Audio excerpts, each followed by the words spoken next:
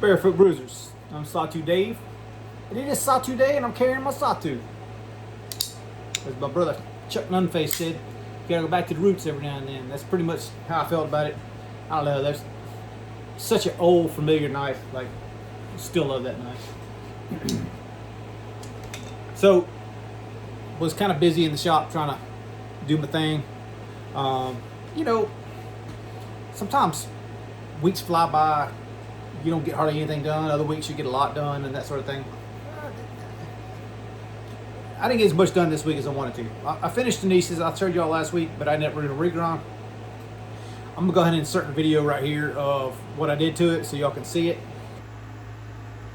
I just want to take a final look at Denise's knife. I think I got it all done at this point. So once again, I didn't touch this scale at all. This is, well, I did machine some stuff on the inside, but like I tried to preserve out of everything that was sent to me. This is the basically same thing that I try to preserve. I'm not gonna go over the whole thing, but like the bling bling stuff I didn't touch, more or less. Like, it's just made it work with what was there. So I could have countersunk or counterbored these and used different hardware or whatever. I try to keep it somewhat authentic with the Phantom Steelworks. You notice I went ahead and ground it again. Turn it up where you can see it. I left this blade satin. From this side, everything looks good and even. From this back side, I didn't like the way the line before was more extreme, like taller in the front and shorter in the back, and I kind of wanted to kind of sneak it up, but it's kind of a blend of what looked good on this side and on this side. And I didn't think that if I'd have snuck this grind up, made it taller, it would have been like taller in the back and shorter in the front. I don't think that would look as good as what I did here. So I was kind of a compromise when I did the regrind. But anyway, I just did this one, belt satin flats. It kind of sort of goes with the motif a little bit better to me. It's a little bit more the dressier style that she was kind of going for in this one. But anyway, just a quick little look at this one. Oh, the one thing I did have always forgot to tell you guys, I even forgot her at one point, but because of the rework I had to do on this side, I left it bearing on this side. I could have got one of those fat washers, but there's a lot of space in here that I had to use. And then on this side, I just used phosphor bronze. So essentially, it's a hybrid operating system. At first, I was like, I just need to fix it and make it all. I was going to press a piece of titanium on the inside of this one and machine it back down, and then just use both phosphor bronze, because she's kind of in a washer phase right now. You know how we go through phases. And she wanted this one on washers, and it's small enough knife where it's fine on washers. It's not going to really affect the action too much on this one. But I found it gives it a nice slick feel, and I thought it would be the opposite. I thought you'd want the bearings on the show side and the phosphor bronze on this side, but I found that this combination actually works really well. So everything's, hopefully you can see that, everything's centered and looking good. So it's all tuned, ready to go. Anyway, just figured I'd mention it. Hope you enjoy it, Denise. And also got Tomas's knife done. It's not 100% right now as we're sitting, but by the time by the time early next week, I will have it gone to him, sent to him anyhow. A few little things I just need to touch up on it, some of which is just like minor little stuff. After you build it, you gotta kind of figure it out, kind of sort of thing. Speaking of which, that's good enough. But I've got progress made on two of the other ones that I've been working on, which is that kickstand reblade and that war pig reblade. I don't foresee any more reblades happening, with maybe one or two exceptions coming up. Like, I know one that I kind of want to try. I mentioned to you last week I was going to try to do a detent video. I think I'll do that on. I have one more piece of K390 and I have Billy's Inkosi, which is a stock Inkosi other than the reblade I did to it. So I should be able to fit that reblade to that Inkosi, and it jump on someone else's Inkosi and work the exact same way. In theory. Practicality, I don't know, but I'm going to attempt to do that on that knife. So I might do the step-by-step, walk you through it, show you my steps kind of thing. And hopefully the detent thing will work on that one. It's a little bit larger size detent, but we'll get all that talk next week. I'm super proud of the one I got done for Tomas, which was the Reese Wheelan. It was a hot build. I've had it on this channel, and Ultimate EDC Rick's had it on his channel. And Tomas showed pictures on his Instagram. So between the three of those, y'all should have known or should be able to find what it originally looked like. He originally sent it over for a blast, an acid stone wash, and I was able to do that. But every time I went to go sharpen that hot bill, the only thing I have to sharpen with is a 2-inch wide belt.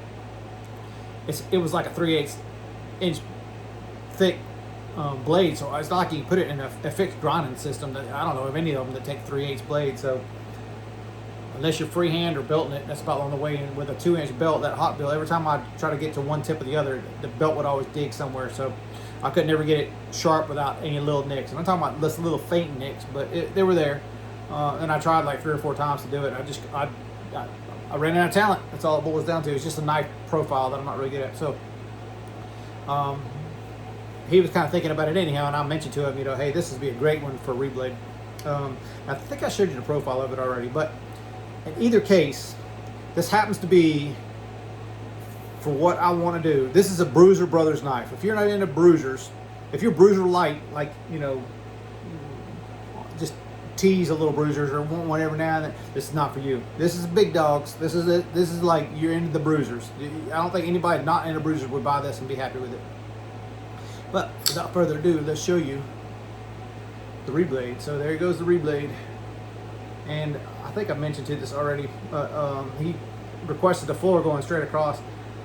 At first I was like, I don't know like what to do around it. Like mentally I was trying to think of how I could do what he wanted to do and make it look good. Because at first I had put the eye in it, and I had a small finger groove on one side. I didn't like the way it turned out anyhow. So when he suggested that, I was like, that's a good idea. Let's try that.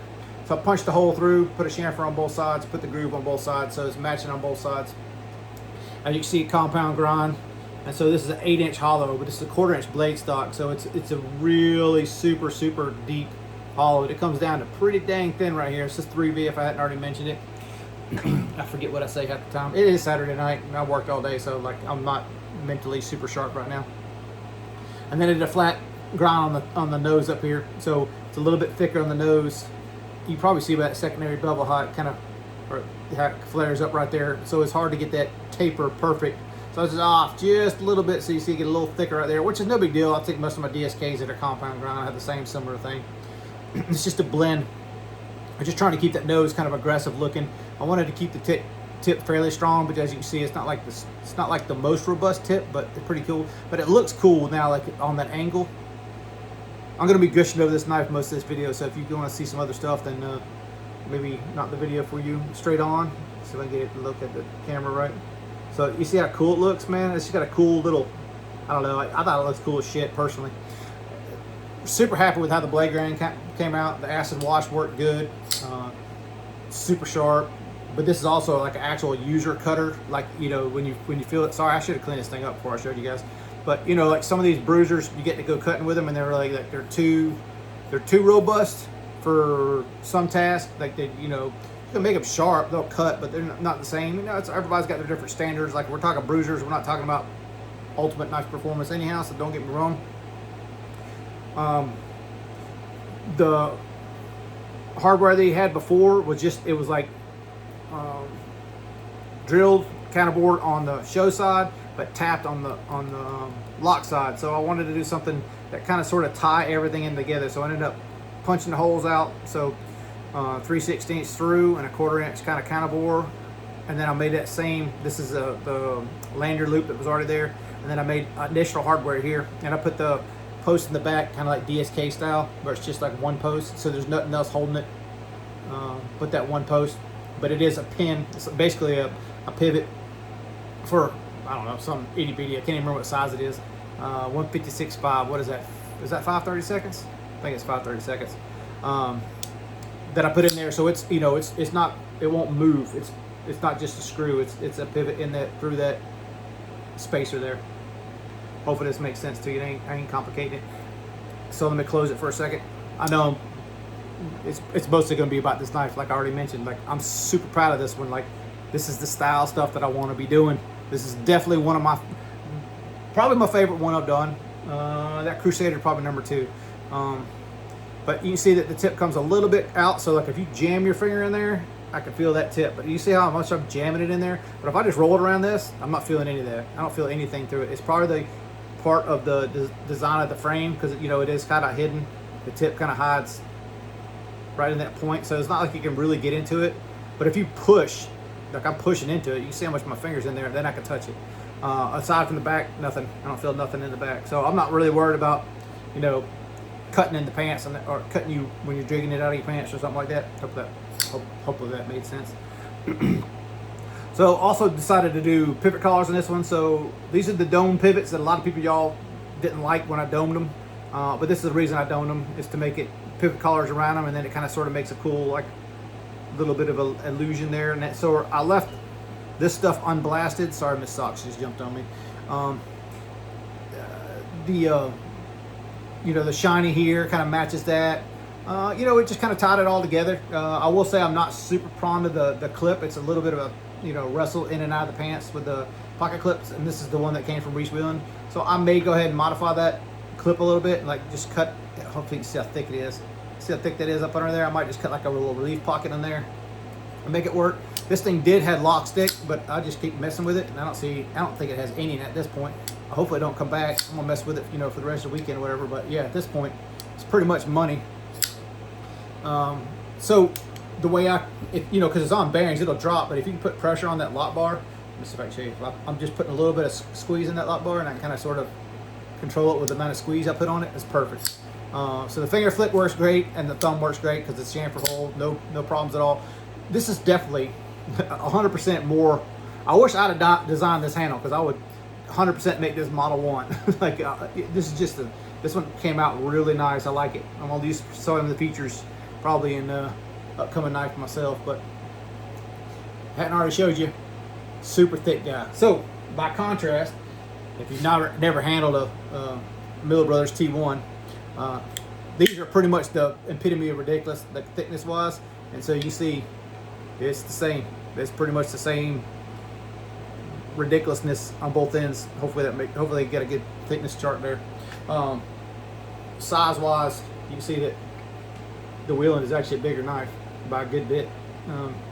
So if you've handled a T1, and the T1's got lightened scales and somewhat something, so phosphor bronze bearings, these are multi-row bearings too.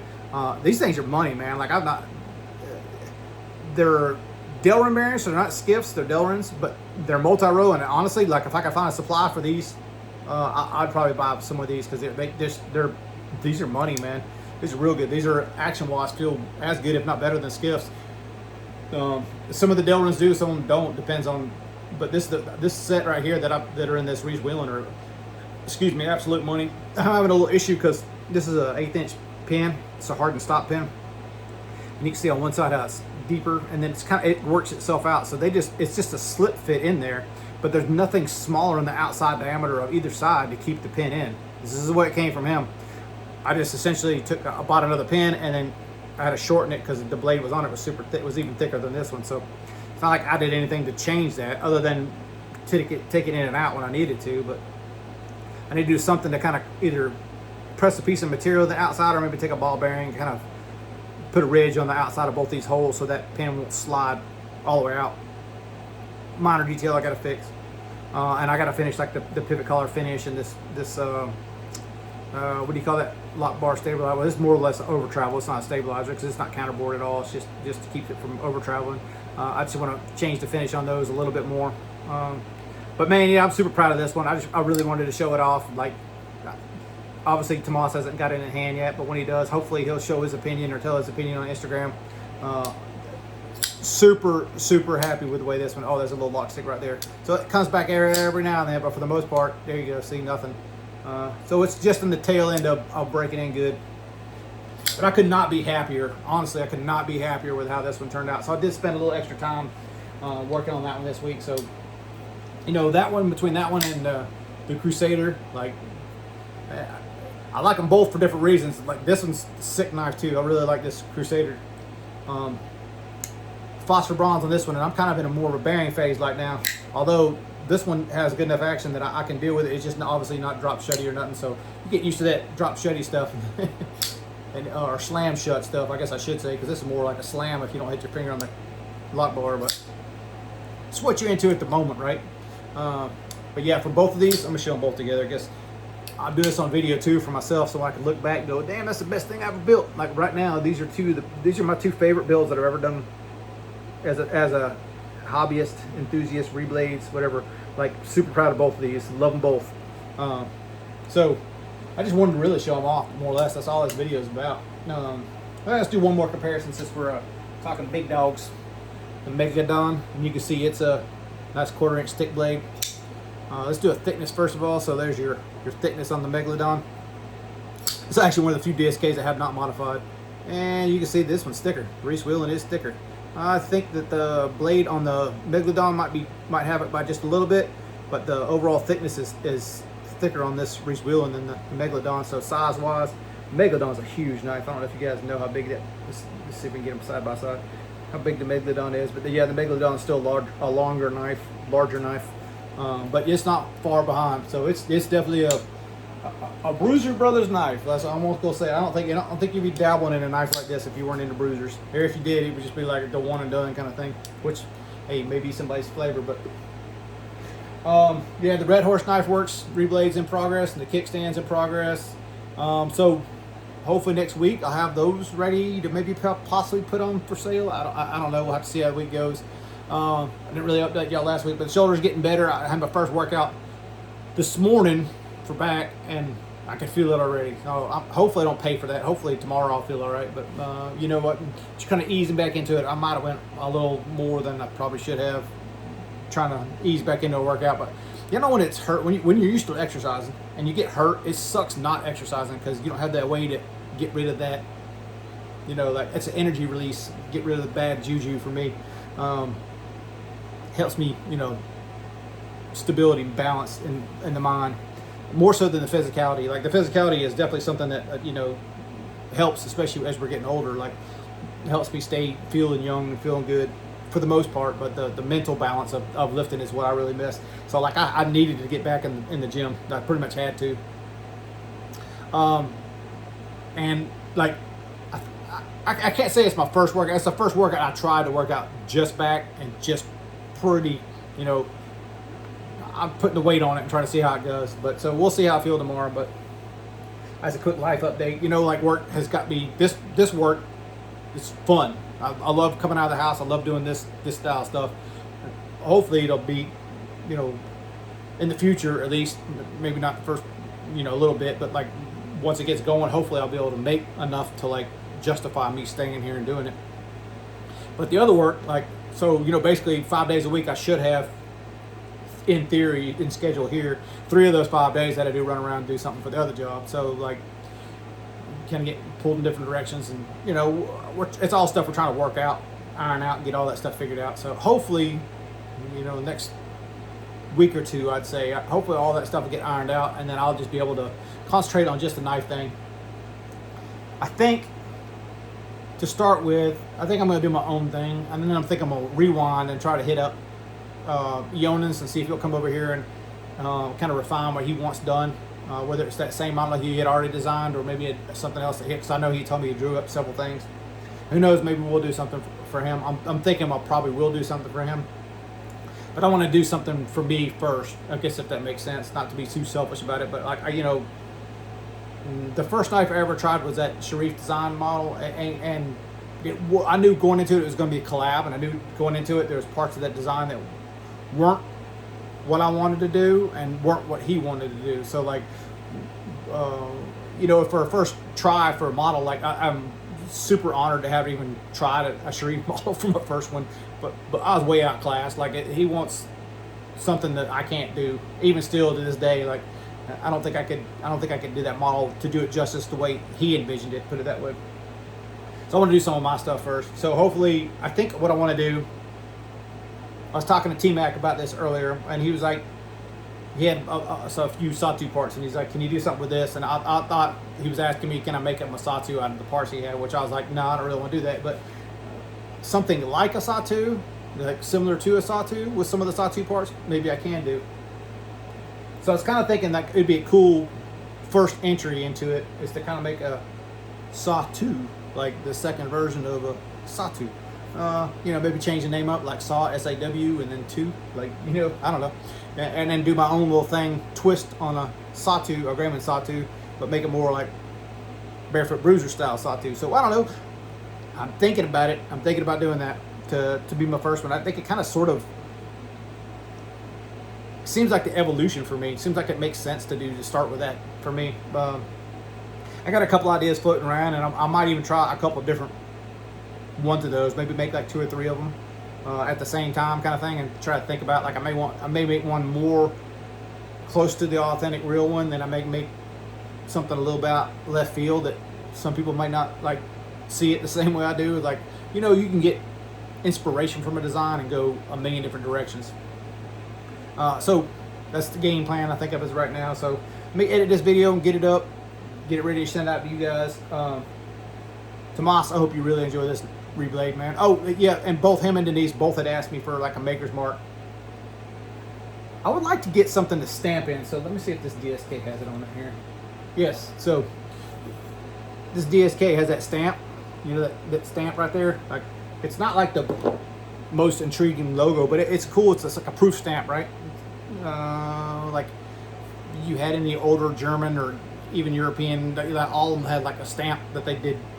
Later days was like ink and stuff, but like when you pressed in the mark, I want to do a mark like that. I don't want to do laser. I want to do engraving. I want a stamp like that. I think it's a cool. I've always liked that. Like the old Medfords are like that, and then DSK, like I like that stamp. I think it's just more primitive, but more cool at the same time. It's not something you can easily duplicate the look of. Like somebody can CNC that logo out, make it look perfectly crisp and clean, but it's going to look different than it would if you just take a piece of your stamp and piece of steel and hammer and bam, hammer that sucker in there. So I got to come up with something that's simple, but distinctively me. And I don't know that I have that in my head yet as of what I want, but I want something simple, but still be me. So, I don't know. Ideas float. I know some of you guys are more creative than I am. Some of you guys are good using AI stuff too, which I don't know anything about that as far as using it. But I follow this other dude, Rat Rod Bob.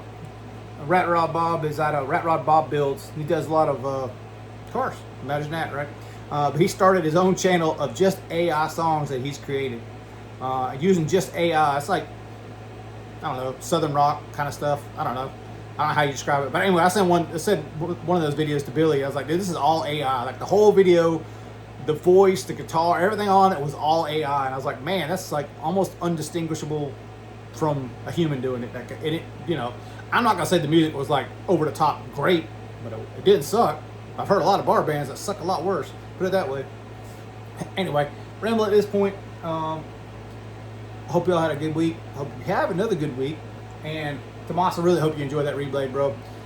One of my favorites for sure. And I'm super thankful that you let me do it, bro. Because like I kind of saw it even when you had when you let me borrow the hot bill. I was like, man, this is Reblade speaking to me right here. So I'm glad I was able to build it, bro. Thanks again for the opportunity. All right, y'all. Be cool. See you.